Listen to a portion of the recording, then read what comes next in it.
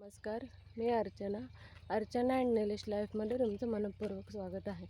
तर आज आपण जाणार आहोत ब्रोकोली. हे कसं लावतात ते बघायला शेतात. चला जाऊया. हा कांदा आहे, तुम्ही बघू शकता. पावसामुळे खूप नुकसान झालं शेतकऱ्यांचं, खराब झाले कांदे.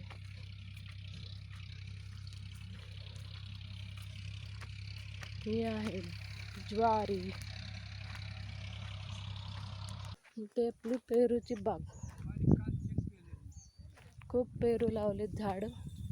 बघू कधी येत आहेत.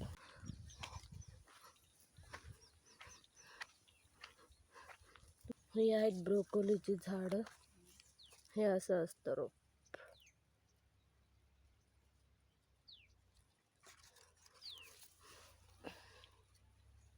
विचारूया त्यांना किती दिवस लागतात रोप यायला.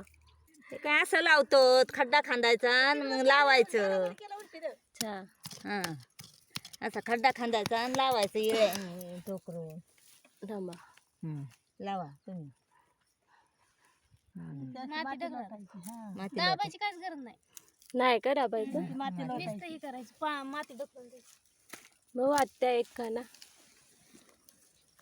इकडे ये पुढे आपण लावूयात. लावू इकडे पुढे.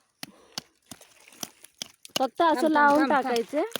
हे काय असं असं केलं का मग दिसतं टेकवायचं. हा, अच्छा, आणि माती हे करायची थोडं असं. हा,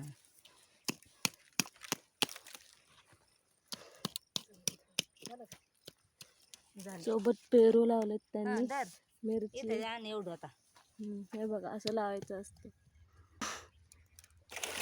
चला ते तयार करायची. म्हणजे त्यांनी मिरची पण लावली, हा, पेरू लावलेत.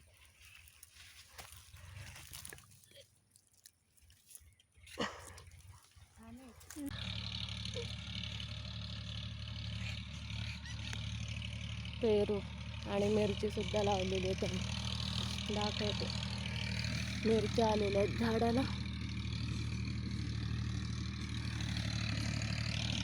माझे नाव ऋषिकेश महादेव जरे. हां, तर आम्ही शेतामध्ये ब्रोकोली या पिकाचे उत्पन्न घेत आहे. तर आम्हाला माहीत पण नव्हतं, पण आजूबाजूला संगमनेर पारनेर साईडला पिकत आहे, त्याच्यामुळे आम्ही पाहिलं. तर आम्ही उत्पन्न घेण्याचे प्रयत्न केले.